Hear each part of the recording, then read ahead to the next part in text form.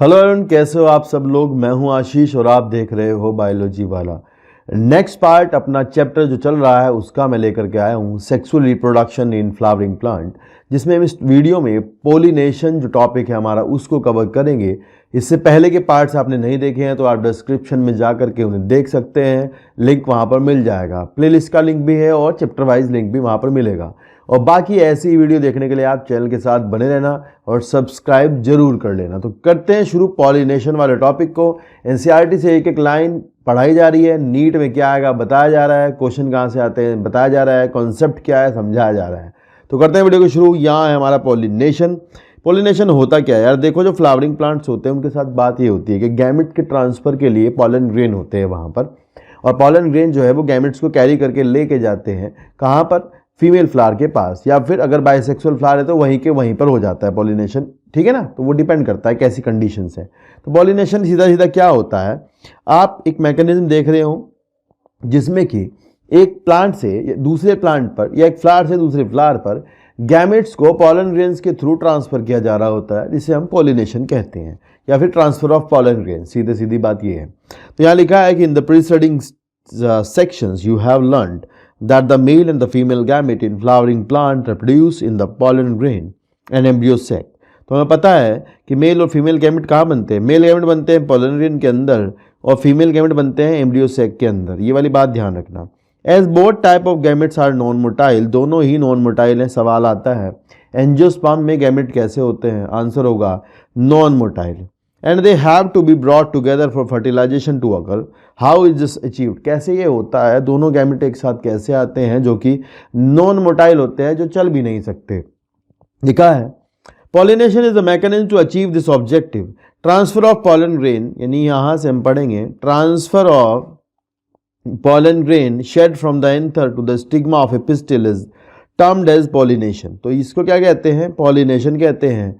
Female के pistil तक पहुंचना पॉलन ग्रेन का किसी भी तरीके से, वो क्या कहलाता है, पॉलिनेशन कहलाता है। Flowering plant have evolved an amazing array of adaptation to achieve pollination. They make use of external agent to achieve pollination. Can you list the possible external agent. तो हम देखेंगे किस किस तरह से आपका पॉलिनेशन, कौन कौन से एजेंट आपके पॉलिनेशन कराते हैं, किस किस तरह से पॉलिनेशन होता है, ये हमें समझना है। तो यहाँ पर मैं आपको सबसे पहले बताऊँ, सबसे पहले हम पढ़ेंगे ऑटोगैमी। ऑटोगैमी होता है सेल्फ पॉलिनेशन, यानी उसी फ्लावर के पॉलन ग्रेन उसी के ऊपर गिर जाते हैं, यानी उसी पॉलन ग्रेन निकल करके एंथर से उसी फ्लावर के जो आपका पिस्टिल होता है उसके ऊपर गिर जाएंगे। तो that is called as self pollination. तो यहाँ मैं आपको बता दूं 3 केसेस हैं जो कि सेल्फ पॉलिनेशन में आपको समझने चाहिए। नंबर 1, एक तो ये है कि आपका जो फ्लावर है वो बाइसेक्सुअल होना चाहिए। सबसे पहली बात, सबसे पहली ज़रूरत क्या है कि अगर भाई मान लो पॉलिनेशन जो है वो आपका ऑटोगैमी हो रहा है, यानी कि सेल्फ पॉलिनेशन हो रहा है, तो मेन बात यह है कि आपका फ्लावर जो है वो बाइसेक्सुअल होना चाहिए। दूसरी कहानी ये होनी चाहिए कि बाइसेक्सुअल फ्लावर में आपका होमोगैमी हो। होमोगैमी का मतलब ये होता है जब आपके एंथर के अंदर पॉलन ग्रेन मैच्योर हुए हों उसी टाइम आपका जो फीमेल पार्ट है उसके अंदर एग भी हो। क्या समझ रहे हो आप, मान लो अगर एक बाइसेक्सुअल फ्लावर है उसके अंदर से मान लो एंथर फट जाता है, पॉलन ग्रेन बाहर निकलते हैं, तो पॉलन ग्रेन जब आपके पिस्टिल के ऊपर गिरेंगे तो उस टाइम पर आप देखो अंदर क्या होना चाहिए, अंदर एग होना चाहिए। ठीक है, मतलब मैच्योर हो चुके हैं दोनों पार्ट, जिसे कहते हैं होमोगैमी, यानी both reproductive part mature at the same time. तभी आपका बाइसेक्सुअल फ्लावर होते हुए भी सेल्फ पॉलिनेशन की संभावना बनती है। नेक्स्ट है क्लिस्टोगैमी। 2 तरह के फ्लावर होते हैं, एक तो जो होते हैं खिलते हैं, खुलने वाले फ्लावर, एक होते हैं बंद रहते हैं, फर्टिलाइजेशन से पहले क्लोज रहते हैं, तो they are called as cleistogamous flower. तो दे रिमेन क्लोज्ड, ये क्या रहते हैं, बंद रहते हैं। तो जब फूल बंद है, आप समझो बात को ना, जब मान लो फूल बंद है यानी सेपल्स पेटल जो है कवर्ड है, तो एंथर भी अंदर ही होगा। फ्लावर है बाइसेक्सुअल और एंथर अंदर ही है, पिस्टिल भी अंदर ही है, दोनों चीज़ें अंदर ही हैं। तो ये तो बहुत अच्छा केस बन गया कि जिसमें सेल्फ पॉलिनेशन ही हो सकता है, इसके अलावा कोई दूसरा पॉलिनेशन नहीं हो सकता। तो यहाँ से आप एग्जाम्पल नोट कर लेना 2, पाइजम चटाइवम यानी मटर और लथायरस, इसमें आपको क्लिस्टोगैमी मिलेगी, ये ध्यान रखना। लथायरस ओडोरेटस और पाइजम चटाइवम में। बाकी आपकी किताब में एग्जाम्पल दिए हैं वायला, कोमलिना, ऑक्जेलिस, वहाँ से हम बता देंगे कौन कौन से क्या है। ठीक है, नेक्स्ट है आपका जिटोनोगैमी। जिटोनोगैमी एक तीसरा केस है जिसमें कि आप देखोगे मेन पॉइंट ये होता है कि एक सेम प्लांट, यानी कि एक ही प्लांट के जेनेटिक कॉन्स्टिट्यूशन तो एक प्लांट का एक ही होगा, कह रहे एक ही प्लांट के किसी दूसरे फ्लावर से अगर पॉलन ग्रेन गिरते हैं उसी प्लांट के दूसरे फ्लावर पर, एक ही प्लांट के एक फ्लावर से पॉलन ग्रेन दूसरे पार्ट पर मतलब दूसरे फ्लावर पर गिरते हैं अगर, तो उसे हम कहते हैं सेल्फ पॉलिनेशन, सॉरी ये भी कहते हैं जिटोनोगैमी। तो जिटोनोगैमी एक तरह का सेल्फ पॉलिनेशन ही है, क्योंकि जेनेटिक कॉन्स्टिट्यूशन जो आपका रहेगा वो तो सेम ही रहेगा। क्योंकि यार देखो एक ही प्लांट है, उसके दो फ्लावर हैं, अरे ऊपर वाले में भी वही जेनेटिक कॉन्स्टिट्यूशन है, नीचे वाले में वही है, तो ये आपका जो है जेनेटिकली सेल्फ पॉलिनेशन होता है। लेकिन इकोलॉजिकली ये क्रॉस पॉलिनेशन कहलाता है, क्योंकि एजेंसी जो उसको लेकर के आई है ऊपर से नीचे, वो एयर हो सकती है, वाटर हो सकता है, या फिर कोई इंसेक्ट हो सकता है, या कोई और भी, ठीक है। तो इसलिए हम इसको क्रॉस पॉलिनेशन कहते हैं इकोलॉजिकली, और सेल्फ पॉलिनेशन कहते हैं जेनेटिकली। ये वाली बात ध्यान रखना। तो यहाँ हम देखते हैं कैसे प्लांट हो सकते हैं। अगर आपका बाइसेक्सुअल फ्लावर वाला प्लांट है तो उसमें भी ऐसा हो सकता है, मान लो ऊपर वाले फ्लावर के नीचे आ जाए तो ये भी क्या कहलाएगा, जिटोनोगैमी कहलाएगा।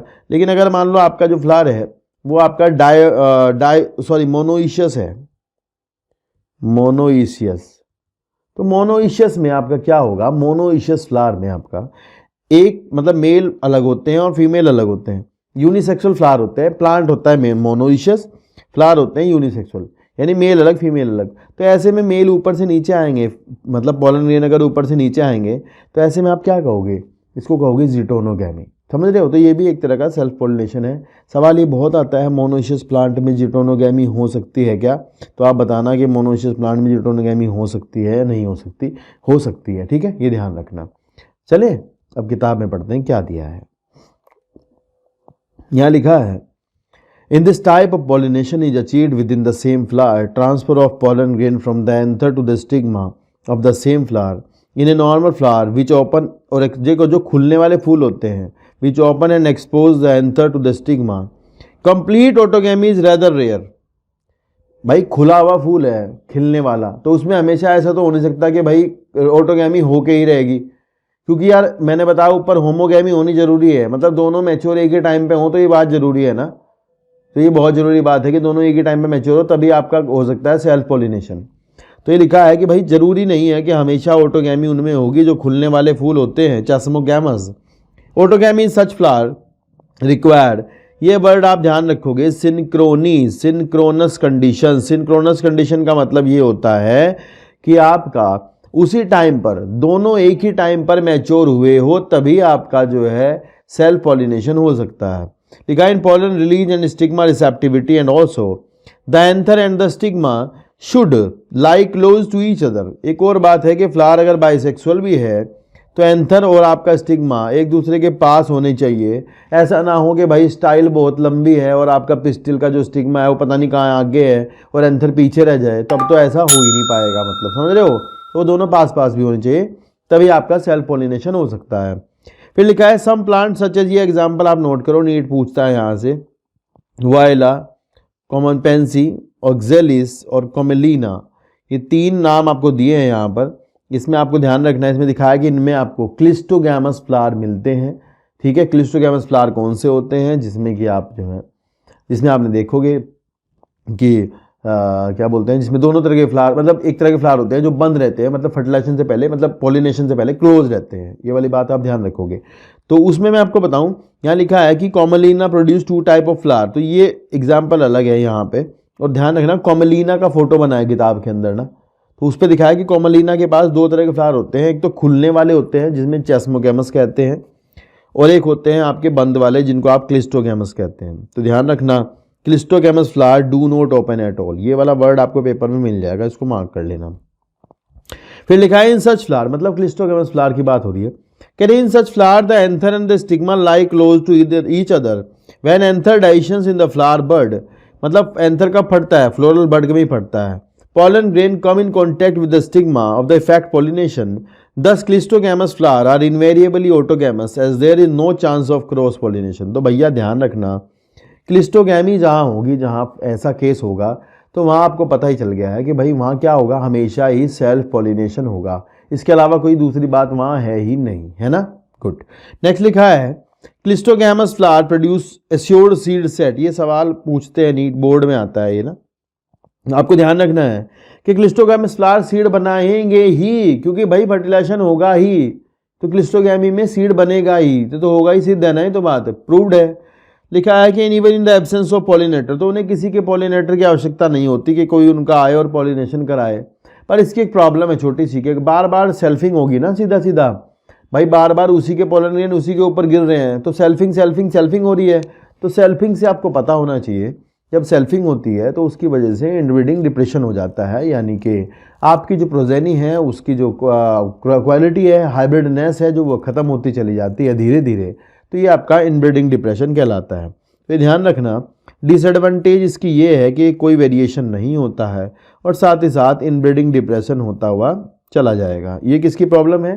क्लिस्टोगैमी की प्रॉब्लम है, ठीक है ना। चलो नेक्स्ट है जिटोनोगैमी।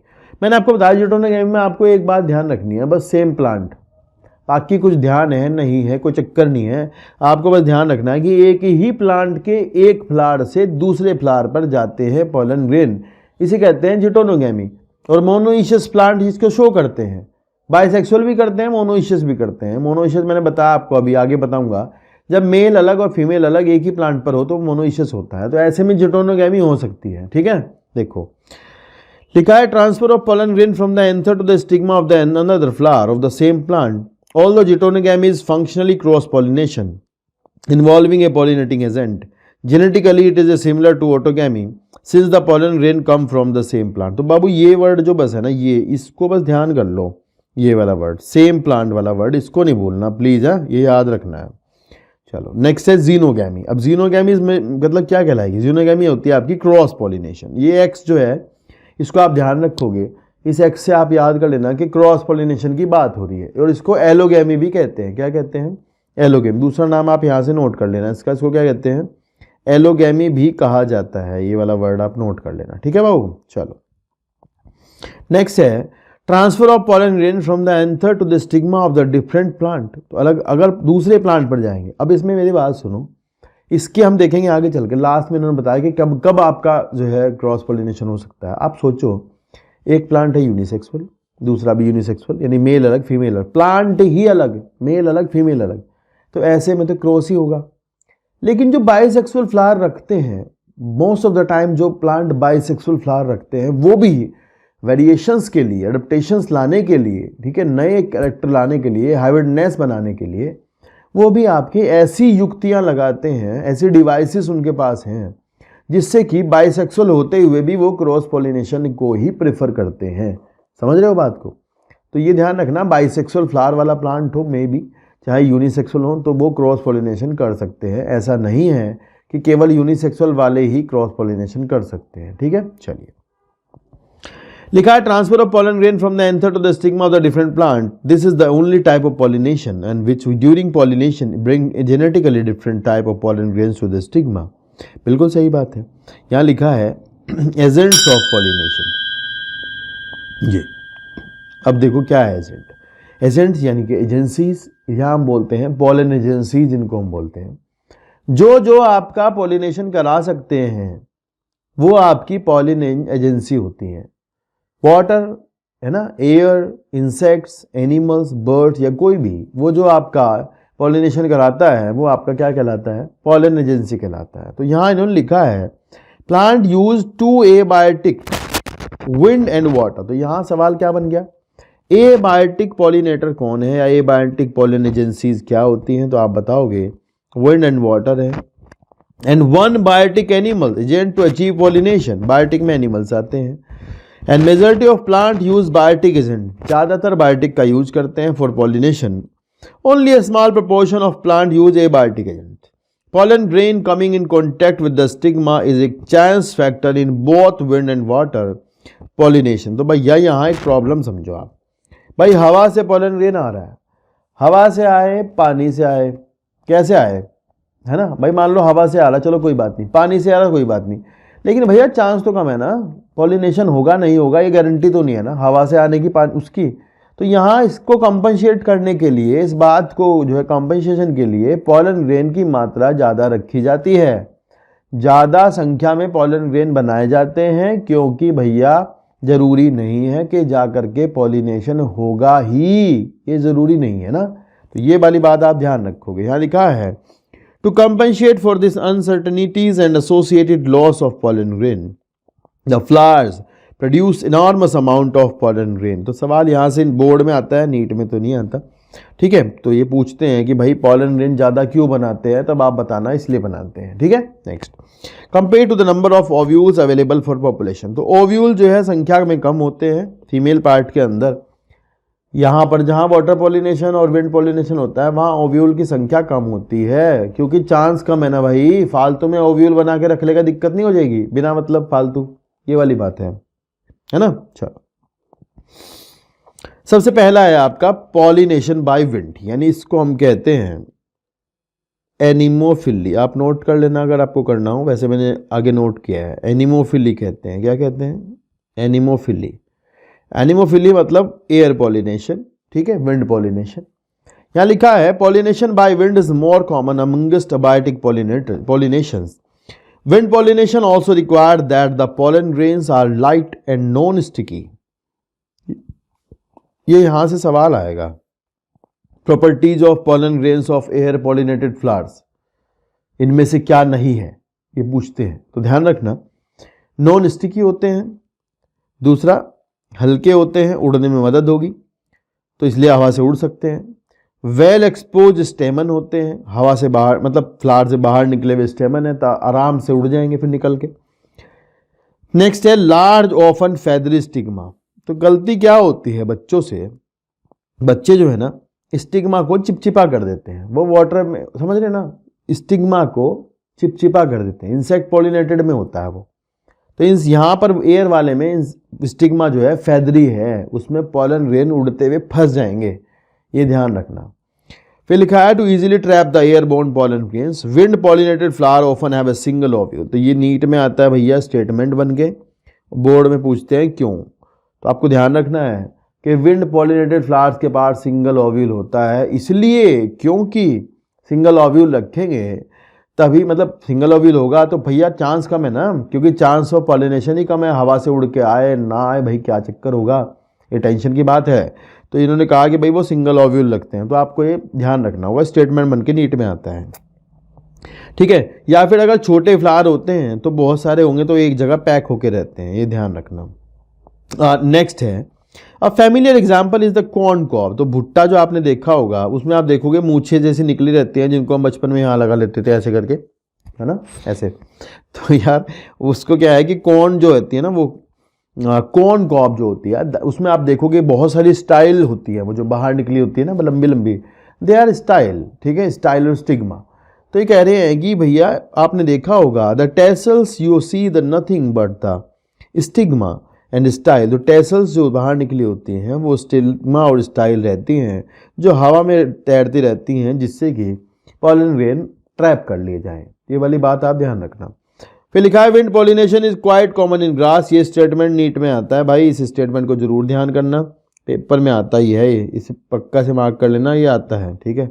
स्टेटमेंट है, सवाल है, पूछते हैं कॉमन किस में होता है, वेरी वेरी इंपॉर्टेंट है ये, बस ये आएगा, मतलब ऐसा है, तो ध्यान रखना, ग्रासेस वाला सवाल पूछेंगे, ठीक है। चलिए नेक्स्ट है pollination by water and that is the hydrophily. भाई वाटर से जो होता है उसे क्या कहते हैं, हाइड्रोफिली कहते हैं।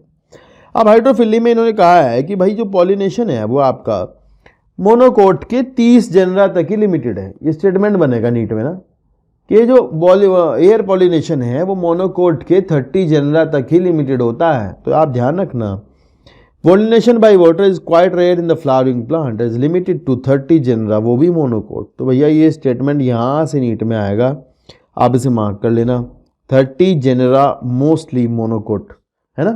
As against this, you would recall that water is a regular mode of transport for the male gamete among the lower plant groups such as algae, bryophyta, pteridophyta। अब बाबू एक बात ध्यान रखना, जो एल्गी हैं, एल्गी तो आपको पता ही है, एल्गी, ब्रायोफाइटा, टेरिडोफाइटा, यहाँ गैमेट ट्रांसफर के लिए वाटर होता है। भाई यहाँ गैमेट भी तो चलते हैं, मोटाइल गैमेट होते हैं इनके, समझ रहे, फ्लैजिलेटेड होते हैं, तो वो पानी में होके जाते हैं। फर्टिलाइजेशन पानी में नहीं होता, ये गलती होती है बहुत लोगों से, केवल पानी गैमेट ट्रांसफर के लिए होता है, ये वाला बात ध्यान रखना बाबू, है ना। ये कह रहे हैं कि भाई जो लोअर वाले प्लांट होते हैं, एल्गी, ब्रायोफाइटा, टेरिडोफाइटा, वहाँ देखोगे तो गैमिट जो है वो पानी से ट्रांसफर होते हैं। And it is believed particularly for some bryophyta and pteridophyta that their distribution is limited. तो भैया इनका डिस्ट्रीब्यूशन लिमिटेड है। अरे आपको ब्रायोफाइटा टेरिडोफाइटा गलियों में तो नहीं मिल जाते हैं, ऐसा तो नहीं हो रहा भाई गलियों में तुम्हारा टेरिडोफाइटा खड़ा है, नहीं ना, क्योंकि वाटर नहीं है। तो वाटर हर जगह चाहिए होगा तभी ना होगा ऐसा। तो ये कह रहे हैं वाटर नहीं है तो इसलिए लिमिटेड होता है डिस्ट्रीब्यूशन इनका, because of the need of the water for the transport of the male gamete and fertilisation. Some example, अब यहाँ से शुरू होती है कि कुछ एग्जाम्पल आपको दिए जा रहे हैं जो कि वाटर पॉलिनेशन के हैं, जैसे कि वेलिसिनेरिया और हाइड्रिला। ये तो इन दोनों को ध्यान रखना, इन दोनों में वेलिसिनेरिया में भी और हाइड्रिला में भी भाई ईपी हाइड्रोफिली होती है। क्या होती है? Epihydrophily. बाबू ईपी हाइड्रोफिली का मतलब ये है कि फ्लावर जो है वो पानी में से निकल के सरफेस पर आ जाएगा, बाहर सरफेस पर आकर उसमें पॉलिनेशन होगा, समझ रहे हो? तो ये होती है ईपी हाइड्रोफिली। दूसरा इन्होंने कहा कि मराइन सी ग्रास एग्जाम्पल लिया है कि ये जोस्ट्रा। तो भैया जोस्ट्रा में आप देखोगे, आपको ध्यान रखना होगा, इसमें होती है हाइपोहाइड्रोफिली। हाइपोहाइड्रोफिली मतलब पानी के अंदर होगा पॉलिनेशन, पानी के बाहर नहीं होगा, ठीक है ना? ये वाली बात आप ध्यान रखना दोनों। चले आगे पढ़ो। यहाँ लिखा है कि which grow in fresh water and several marine sea grass such as Joshua. Not all aquatic plants use water for pollination. In majority of aquatic plants such as water hyacinth, यहाँ से सवाल आएगा, मार्क करो इसको, water hyacinth, Eichhornia, water lily, Nymphaea, इनमें ये भले ही, और कमल भी, ठीक है, लोटस, तो उनमें आपका भले ही वो पानी में रहते हों, उनमें पॉलिनेशन फिर भी इंसेक्ट या एयर से होता है। पानी में रहते हैं पर जरूरी नहीं पानी से होगा, तो वो निकले हुए होते हैं बाहर ना। तो ये वाले सवाल आता है कि वाटर hyacinth, वाटर लिली कौन पॉलिनेट करता है? तो ध्यान रखना, या तो इंसेक्ट या विंड। ये सवाल पूछेंगे, यहाँ से मार्क कर लो, आएगा पेपर में ये वाला। फिर लिखा है and is the most of the land plant in vallisneria. अब हुआ ये कि वेलिसिनेरिया जिसमें आपका ईपी हाइड्रोफिली मिलती है, उसमें आप देखो क्या होगा, उसमें लिखा है the female flower reach the surface of water. Female flower जो है कहाँ आएगा? सरफेस ऑफ वाटर पर आएगा निकल के, लंबी सी स्टॉक होगी उसकी। मेल फ्लावर जो है वो अंदर से, या पॉलन ग्रेन, वो आकर के सरफेस ऑफ वाटर पर रिलीज होंगे। मतलब पहले फीमेल फ्लावर बाहर आएगा, फिर मेल फ्लावर बाहर आएगा टूट के, या फिर पॉलन ग्रेन आएंगे, वो उसकी सरफेस पर रिलीज होंगे और बाहर पॉलिनेशन होगा।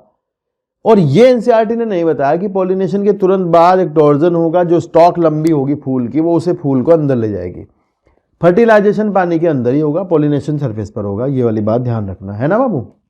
लिखा है they are carried passively by water currents and the some of them eventually reach the female flowers and the stigma in another group of water pollinated plant such as sea grass, यानी कि Zostera, and female flower remain submerge. मैंने कहा आपको ये hypohydrophily का example है। Hypohydrophily पानी के अंदर मतलब, तो ये कह रहे भाई female flower remain submerge in the water and the pollen grain are release inside the water.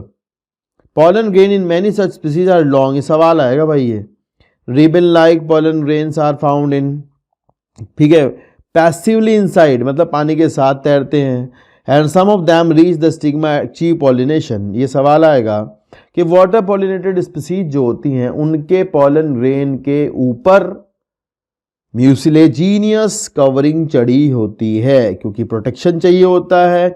आप ध्यान रखोगे देयर इज नो एक्साइन, उनके पॉलन ग्रेन पर एक्साइन नहीं होती है। ये क्वेश्चन आपका बनेगा पेपर में, ध्यान रखना, ठीक है भाई। चलिए नेक्स्ट है both wind and water pollinated flowers are not very colourful. तो यार देखो, उन्हें कोई इंसेक्ट को तो अट्रैक्ट करके बुलाना नहीं है कि भाई इंसेक्ट आओ आओ हमारा पॉलिनेशन करा दो, ये तो होना नहीं है। तो उन्हें क्या करना है? कुछ नहीं करना है। उन्हें कौन सा इंसेक्ट बुलाने हैं? तो वो रंगीन क्यों होंगे? क्यों वो शहद बनाएंगे, नेक्टर बनाएंगे, खुशबू बनाएंगे? क्यों करेंगे वो ऐसा?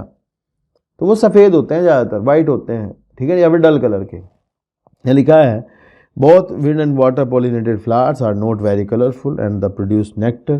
What would be the reason? तो हमें पता है रीजन, क्योंकि इंसेक्ट को नहीं बुलाना है, ये वाली बात है, ठीक है।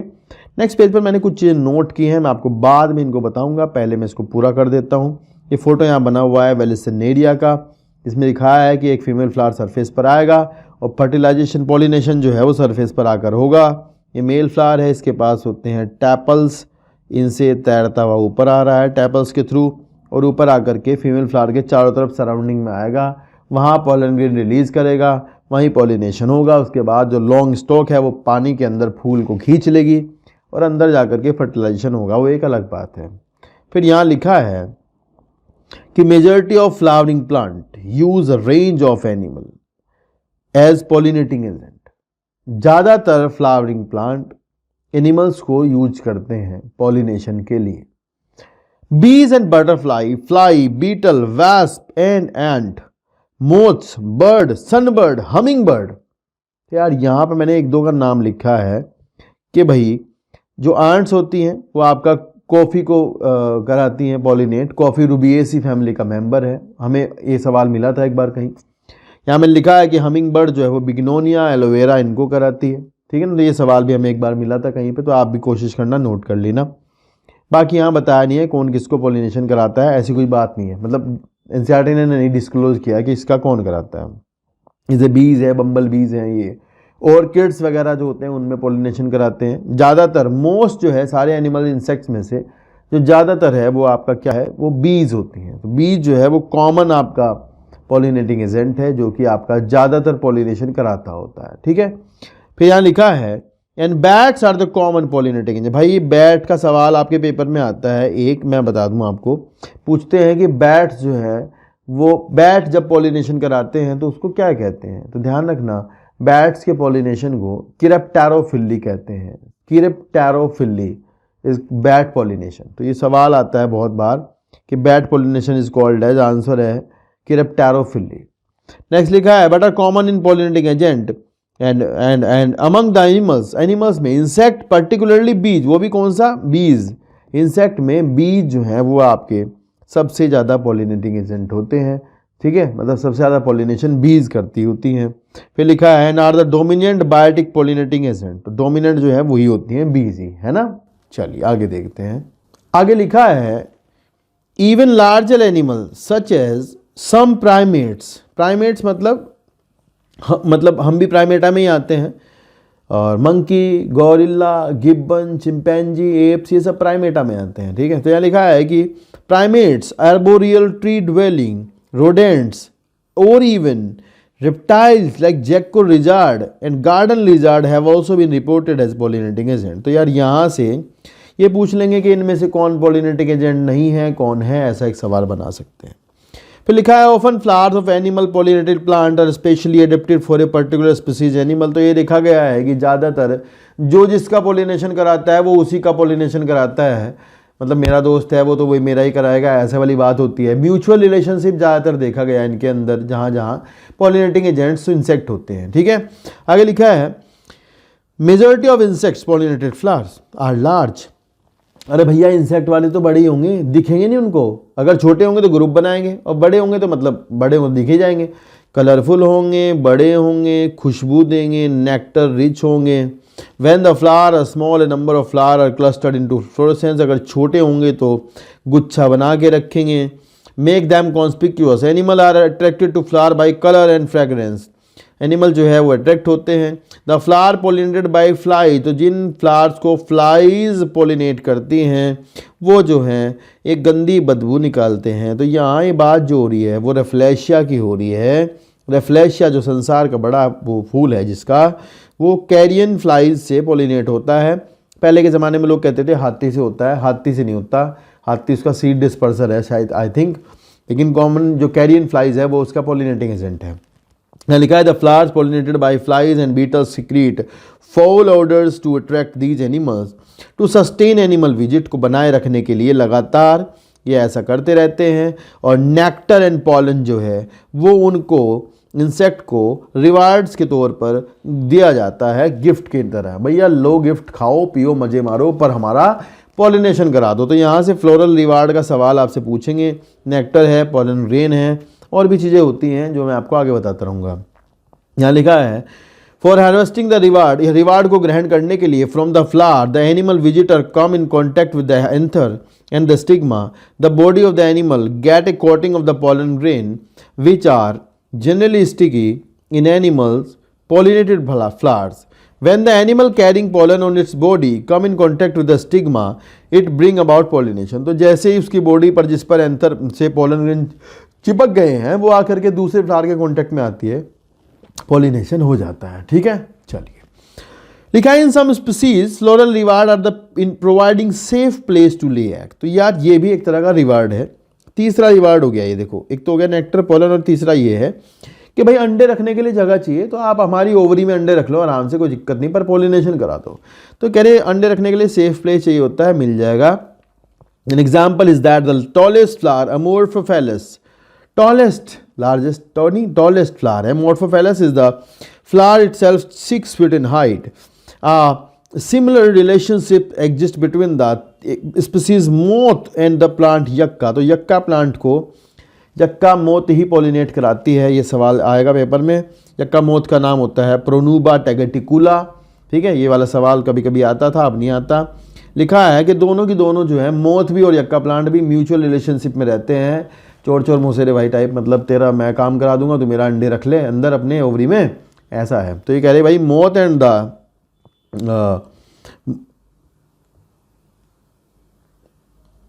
moth and the plant they were in a mutual relationship। वो दोनों जो है एक म्यूचुअल रिलेशनशिप में रहते हैं, जिससे कि ये होता है कि फ़ायदा कि भाई आओ तुम अपने अंडे यहाँ रख दो और हम तुम्हारा बदले में पॉलिनेशन करा देंगे। समझ आई मेरी बात? आगे लिखा है they can not complete their life cycle without each other. The moth deposit its sac in the locule of the ovary. ये नीट में आएगा, यहाँ से पूछेंगे कि अंडे रखे कहाँ जाते हैं।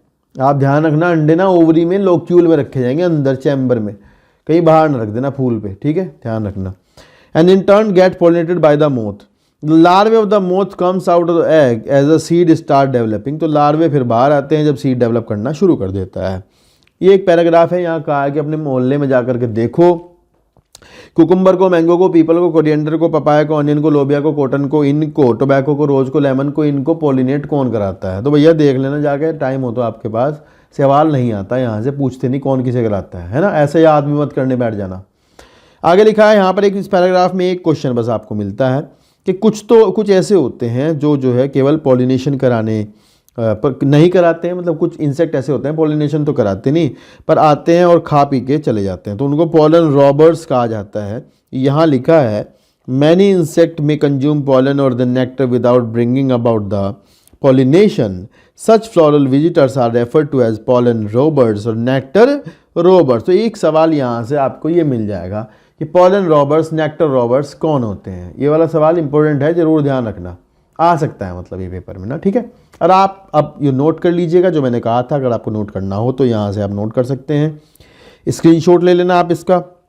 एंटोमोफिली इंसेक्ट पॉलिनेशन होता है, zoophily animal, ophiophily snake, myrmecophily ants, myrmecophily ants, malacophily जो आपके स्नेल्स होते हैं उनका, चिरेप्टेरोफिली बैट। ये मुझे लगता है हमेशा ही बैट का ही पूछते हैं, आप ध्यान रखना, most of the time bat का ही पूछेंगे, चिरेप्टेरोफिली होता है। ऑर्निथोफिली बर्ड्स का होता है। फिर एक सवाल यहाँ से आता है, सैल्विया में liver mechanism turn pipe mechanism मिलता है। ये सवाल है डायरेक्ट, याद कर लो बस। सैल्विया में liver mechanism turn pipe mechanism मिलता है। एरिस्टोलोचिया में फ्लाई ट्रैप मैकेनिज्म मिलता है। फाइकस में ट्रैप डोर मैकेनिज्म मिलता है, इसमें ब्लास्टोफेगा वास्प जो होती है वो उसका पॉलिनेशन कराती होती है। ठीक है, फीमेल वास्प कोल्पा सूडोकॉपुलेशन में होती है। ये आपको मैं बताऊंगा इकोलॉजी के टाइम पर कि सूडोकॉपुलेशन जब ऑर्किड में होता है तो वहाँ पर एक वास्प होती है, दैट इज कोल्पा। ठीक है, नेक्स्ट है यहाँ पर लिखा है यूफोर्बिया में लीव्स, कलर्ड लीव्स उसको अट्रैक्ट करती हैं। ये गलती ना करना, मतलब कुछ हमेशा पेटल कलर्ड नहीं होते, ये वाला सवाल ऐसे बनता है, पेटल हमेशा कलर्ड नहीं होंगे। यूफोर्बिया में कलर्ड लीव्स होंगी, बोगनविलिया में कलर्ड ब्रैक्ट होंगी, मुजेंडा में कलर्ड सेपल होंगे, and that is called as the advertising flag which will attract the insects to the pollination. तो ये ध्यान रखना, 3 सवाल यहाँ से बन जाते हैं। ठीक है, अगर आपको करना है तो ये याद कर लेना, अदरवाइज नीट में नहीं आएंगे, बाहर के जो एग्जाम्स होते हैं KVPGT UPPGT वहाँ बहुत पूछते हैं। ठीक है, तो ये हमारी वीडियो आज की यहीं तक रहेगी जिसमें पॉलिनेशन वाला टॉपिक कवर हुआ है। आउटब्रीडिंग डिवाइस एक टॉपिक है, वो नेक्स्ट वीडियो में कवर करूंगा। और अगर आपको वीडियो अच्छी लगी तो आप कमेंट में ज़रूर लिखना, और आप इसी तरह की वीडियोस देखने के लिए चैनल पर बने रहना। साथ ही साथ सब्सक्राइब कर देना, दोस्तों को शेयर कर देना। 11th वाला भी जा करके देख लेना, डिस्क्रिप्शन में मिल जाएंगे लिंक प्लेलिस्ट का, वहाँ मिल जाएगा। ठीक है, चलिए तो आज के लिए रहेगा इतना ही। टेक केयर, बाय बाय, मिलते हैं नेक्स्ट वीडियो में। Take care.